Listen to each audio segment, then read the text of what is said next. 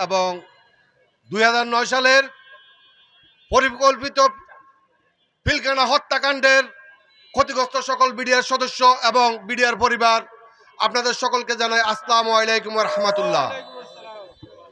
প্রিয় উপস্থিতি, আপনারা সকলে অবগত আছেন, প্রিয় উপস্থিতি 101 জন সেনা কর্মকর্তা পিলখানায় উপস্থিত ছিলেন।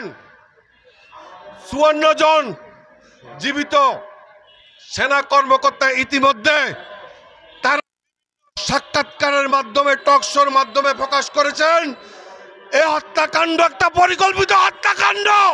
আমরা এখন থেকে প্রত্যাখ্যান করবো এটা আমরা। প্রিয় উপস্থিতি, এই হৃদয় শিরা অন্তর নিয়ে বলতে হয়,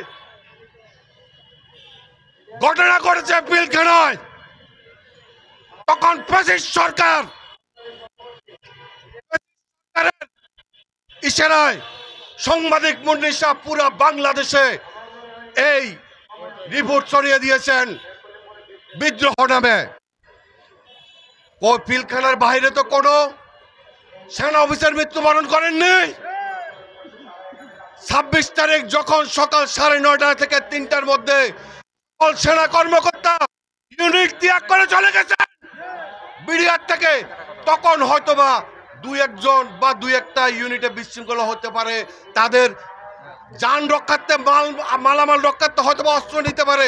তাই বলে এটা কোনো বিদ্রোহ না, কারণ একজন সৈনিককে ট্রেনিং শেখানো হয় তার শত্রুর সাথে।